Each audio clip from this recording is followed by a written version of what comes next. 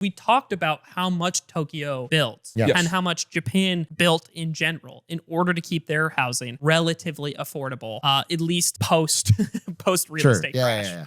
And I think the common like counter arguments here is like, or what I'll try to put out there is the first thing I saw, and this is brought up in the book as well, is people advocate for socialized housing, which is, or like government provided housing. And I actually think there's strong like merit to that argument. But what Ezra says in the book is like, that's all fine, basically fine and dandy. That would be good. But the regulations that affect the ability to build in the first place apply in either scenario. Whether you want the market and like private companies to provide the housing or you want the government to build the housing, they're dealing with the same hurdles that you need to change either way. And I mean, exampes for that is like, you know, there are cities like Vienna, for example, that have a huge percentage of the housing in the city is publicly owned, like operated by the government. And that's a part of what keeps like housing affordable and rents controlled. And then private housing in the city is forced to compete against that. So it helps like regulate the market, right? But it doesn't matter. It's like you can't even get to that part of the argument with the initial blockers of building there in the first place. I think one of the examples he had was like there was money for public housing, I believe in LA, for like affordable built housing. And they had, I don't know, 80 to 100 million. And they flash forward a few years. Half of it is built, not the rest of it's not even built. And it cost, I think, $700,000 per unit. And these are really small affordable houses. They could have bought a full-size house it's almost a full housing price. Like it was way too expensive and slow. So even though they had the plan to build some kind of socialized housing, it was over budget, over time, and too expensive per unit to even be justifiable. So here's what I would say, right? If your response to this is why we need socialized housing, that is not solving the problem, because the problem is the government can't build anything, right? Even if there's two, thoughts here. One, you could like really expand the free market, make it way easier for private developers to build. And I think there's a lot of evidence that works. Could I give the next argument that sort of plays into that as well? Sure. Yeah. Yeah, I think you're right about that. The other thing that I think people bring up a lot, and I think well-meaning people, is they're like, well, why does the housing project, or why does the building that's going to happen, why does it have to be these like luxury style condos and like expensive places to live? Why can't they be more affordable? And I think there's two strong arguments against that, which is, one, the building needs to happen no matter what. Yes. If you allow enough projects, like if you okay enough projects, regardless of like their scale or like who they're meant to be offered or afforded by, if you build enough, that does like regulate the market over time. Like you want people to just build in the first place to like and get regulations out of the way of building in the first place for that to exist. But two, a lot of the reason why luxury housing is the only type of thing that can go up is the current regulations force upon units. Like each unit needs to have a certain amount of like parking spaces allotted with it, or needs to be built in a certain way. Things that expand the cost of the development. So they're forced to price at luxury prices or high-end prices. So the only buildings that are getting okayed are those luxury condos, because that's the only thing that's economically viable to pursue. And that comes with stuff like the parking spaces, as an example, the parking requirements.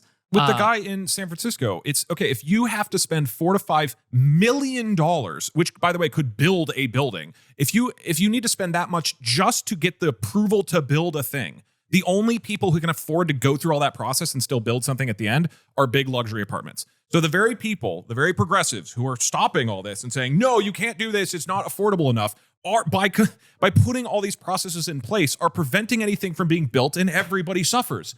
And I mean, this will go to like the overall thing that I was really taking away from the book, which represents the frustration I have felt watching politics in San Francisco with friends of mine, which is that there's this, he says everything bagel approach in the book.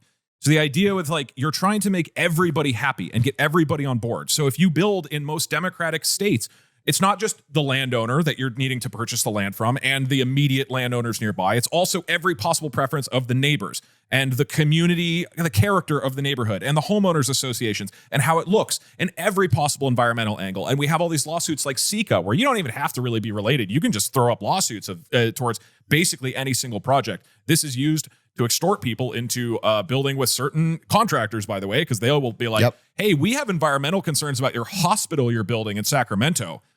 But if you go with us as contractors for all of the work, we're not really concerned anymore. These are easily abused. So you need to get the preferences of the unions and certain minorities and disadvantaged groups and small businesses and the taxpayers and lenders and auditors. And if you try to make every single person or every possible shareholder super happy with everything, which is how our government, at least in blue states, is running, is operating, then nothing happens. And like, if you refuse to build anything because nobody gets fully satisfied by it, everybody is worse off. And you're seeing this happen year over year as San Francisco becomes more expensive and homelessness becomes worse. And 10 years ago when I lived there, and maybe you had the same experience, 10 years ago, no working class person that I met in San Francisco lived in the city because they could not afford it. And instead, they lived in other parts of the Bay Area and had to take BART, the subway. Yeah, I lived in Berkeley and I commuted every day. Right, because you can't afford to live there. And so these, like, God, one of the quotes from the book is, in much of San Francisco, you can't walk 20 feet without seeing a multicolored sign declaring that Black Lives Matter, kindness is everything, and no human being is illegal. These signs sit in yards zoned for single families in communities that organize against efforts to add new homes that would bring those values closer to reality. San Francisco's Black population has fallen in every census count since 1970. Poorer families, disproportionately non-white and immigrant, are pushed into long commutes, overcrowded housing, and street homelessness. Every year, their policies in San Francisco, in these incredibly progressive cities, are making everybody suffer, particularly the groups that they supposedly care about. And that's why I get so frustrated, is because it's one thing if you're an asshole and you say, fuck all y'all, we have our homes, we're going to not allow building because our values go up, right? That's what Robert Reich does, this professor at Berkeley who constantly shuts down housing projects because he says there's not enough affordable housing. And then coincidentally, his housing that he owns in multiple parts of the Bay Area goes up in value. Dude, it's fine. If you want to be a selfish prick, that's fine. But own it. I don't think it's fine. I don't think it's fine. I see what you mean. I see what you mean. But fucking own it, man. Like, this is what bothers me. Like, to have such vehement culture of the democratic governance in our country that is all about how virtuous we are and how we care about these disadvantaged groups and we care about homelessness and we're going to tax everybody to get all this homelessness, and then you don't do anything about it. And objectively, your policies year after year fail the people around you. It baffles me that somebody like Aaron Peskin in San Francisco could be on the board of supervisors for like 2 decades. Every single year, his policies have made it less affordable. Homelessness has gotten worse. All of these metrics get worse. And then he turns around and says it's the Republicans' fault in San Francisco. And I've just personally seen this and seen so much of that city struggle because of these policies. And if there's I think there's a good part, another good part of the book that talks about how we talked about this in the last episode, this basic concept of NIMBYism. Yes. You advocate for things like vocally and on paper, you want things to like be a certain way, but when it comes down to like approving like new housing or voting against the interest of like the private property you already own in the area, people end up saying no. They vote in like their own economic interests. And in the book, they bring up the example of someone talking about these town hall or like local meetings where like these types of votes occur or where these types of votes get discussed, and how the reason of like protecting your home's value never comes up. No, they never say it that. is a social faux pas to like say that. ever address it or talk about it in any capacity. Like, but people talk about it changing the character of the neighborhood. Yeah. I got a few comments on the last episode about how it's primarily about crime. And I don't want to. You know what incentivizes crime? If people can't afford housing. Yes. So I don't want to write off that comment immediately, right? Because I do think there is, I think there are some, I don't want to like look at somebody who's complaining about crime and then just like write off every concern that they have. I think the problem with that is oftentimes those claims are like not based in reality. If you look at statistics around crime, around like how I think you can like map out like people's concern with crime like increasing over time over the last few decades, but crime going down the entire time. Like a lot of like fear about crime has to do with its presentation through like news and media and statistical likelihood. But beyond that, the crime that does exist that people are often talking about is rooted in the cost of living and the people's in access to like homes and security. Like that is what like a crime is like connected and rooted in. And if you allow people to build enough over time, then you start to solve that problem as well. Like that is also at the root of that problem. Even if you are genuinely a good actor who is like worried about that, I guess it would be my counter argument to that is like, you cannot say no to housing and complain about crime and then also want that in basically in good faith to like go away. What crime actually does exist. If that makes sense. I mean, I agree with all this. I guess I just want to say that So I want to talk about deregulation in response to this, but first, yeah. Okay, I just want to say I think it's easy in a lot of issues to blame the people as quote unquote evil or like they're morally wrong. And I think we just have a system of really horrendous incentives. And I don't blame someone in an environment where, in a country where, you know, money and financial security is so important, so different for your quality of life, to wanting their house to go up in value. Yeah, of course. And so, you know, and it's hard. I mean, I do blame the politician, guys. For me, it's the politician. It's hard to blame the politician when the only people that show up to their town council meetings are 200, 300 people who all tell them, don't build this. This is a chain. That's why it's a chain of like these bad incentives. This is a huge chain of bad incentives. It's like the politician who primarily needs these like people who attend their meetings and needs their money and needs their votes to like stay in power. So you need to appease them. They want their house to go up in value because maybe for their own security or their family, because the social systems don't exist in place for your kids to just go to school for free and like be guaranteed to like pretty guaranteed in life to succeed in a general sense. Don't say you're trying to help the black population. I agree. Hold on. I know. The incentive is if they say the right thing, they get shamed by their peers, right? This is what I mean about the crime.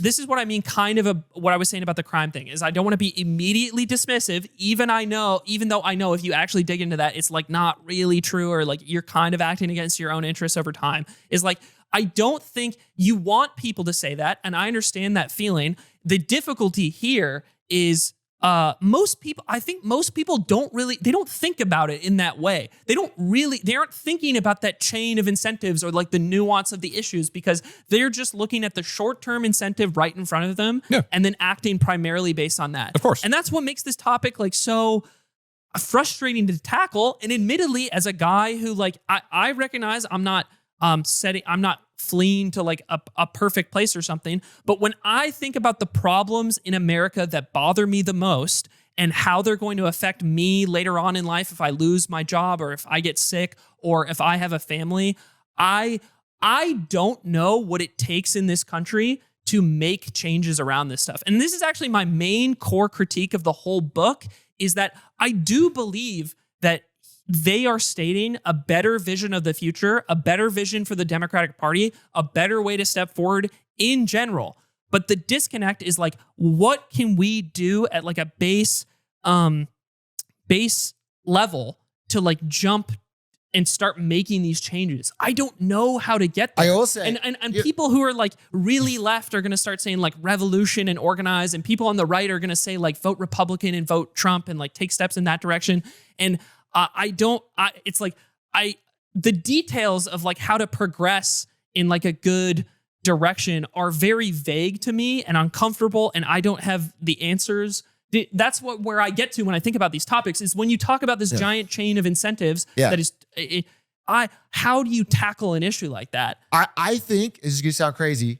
We're solving it right now. And I'm being a little hyperbolic, but I think his book, I think talking about this, I think us explaining it, he makes this case. He was on a podcast talking about this. Mm-hmm. If enough people sort of see this and reward a politician with more attention or support for standing up to the people in the room and saying, hey, listen, there's 200 of you in here, and I understand you're my constituents, and I understand you want to stop the building for whatever reason you say. Yeah. But there's also 10,000, 20,000, 30,000 people who will benefit from this being built, and they're my constituents too. They might move to this city, and the housing price might go down. Millions of people might be benefited. So I have to think about all that, and if people are rewarded for that, people understand that, and voters reward that, then they have an incentive to do that. Right now, nobody cares or notices or even understands this problem. So I think explaining the problem, what you're doing makes a lot of sense. And I think people have not heard of this will understand. I actually think maybe it's naive, but I think it actually does help. If enough people, if you can articulate a problem really easily and digestibly, I think you've done a good thing because people can understand, explain to their friends, word of mouth spreads, and then there is an incentive. Then you get a win as a politician when you talk about this and you say this and you build it. Yeah. So for people on the left, at this point I consider myself a moderate in the middle. I have become so grossed out by this type of behavior on the left that I would love a Democratic Party that feels competitive and that they're where I actually believe them when they say they're caring about, you know, impoverished groups or the middle class, but I don't, because what you're actually doing in these states is pricing everybody out and making people suffer. And then objectively, the red states are doing better. They are gaining the people. And so there's two things here. One is if I could push back a little, they might be doing better on this specific issue, because I think like even when you like if you look at, we could look at something like crime stats. If you look at percentage of like violent crime, it's often the poorest red cities. No, so it's not like Mississippi and Alabama are doing. I was going to say it's not like red cities and red states are like magically doing better on the whole. I think this issue with housing is like in places like Texas and Florida, I will acknowledge that there is success. Yes. Yeah. Okay. Let me address the nuance. As you can probably tell, I'm a little heated about this because my favorite city in the world is San Francisco, and I have been so frustrated as my friend and I have followed a lot of the politics there. And I also people who I perceive to be hypocritical, who say one thing and act against it. Of course, that annoys me more than like a Republican guy who's just like, fuck minorities, you know, like which I think, okay, but I absolutely, I get what you're saying, but even that guy doesn't really exist. That guy, those guys do exist. Yeah. Hold on, right. Those guys do exist. Like, but I think most people who are voting, this kind of goes back to what we were talking about in like the German election episode, is like, I do think there's a version of people that are just caving and throwing a vote to the other side that are like, this is just so fucked up in California, or this is so fucked up in Seattle. And like about basic stuff. I'm not talking about like even ideological stuff. I'm talking about the basic, that this is like the undercurrent of everything is like, can me and my family afford to live in this place anymore? Yes. And how it like economically affects people afford to live here. The way my life is like economically affected day to day. And then they go off to the other side in hopes of something changing. Yeah, that's Atrioc talked about this a lot. By far, the reason people voted for Trump, when you look at exit polls, it's not because of abortion or social issues. It's not because whatever they think tariffs or he's awesome or whatever. It almost the vast majority, right? Is it's because affordability. It's because of egg. It's because of eggs. Egg went up. They're saying people are saying we're struggling because we can't afford to live a good life, and so I feel like we should be laser focused on that. And you know, again, a few nuances here. Again, I'm not saying I'm supportive of I would not consider myself Republican at all, and I strongly disagree with them on social issues. But with housing in particular, as far as I can tell, the only success stories in America are in certain red cities. And that is just like, I think there's two things if you're on the left. One is the moral issue. To me, it feels gross to see that objectively your policies are causing more homelessness, eroding the middle class, making life harder for poor and minority groups. Like, it's a moral issue. If you actually give a shit, let's change what we're doing. And the second is a practical, even if you don't care about other people and you're only out for yourself, the left is losing. They're losing people in these states, right? You can't keep doing this and retain power if you are a Democrat. Like, this isn't going to work. In the next couple years, California. So if you look at the shift, even within like really blue dominated spaces, right? In cities, in states, it's like a lot of these blue states did not vote for Trump overall, right? Yeah. Like the votes didn't go to him. But if you look at the percentage shift, right. It's crazy. I don't think they're voting for Trump. I think they're voting against how the left-leaning governments are governing, particularly with regards to housing and affordability.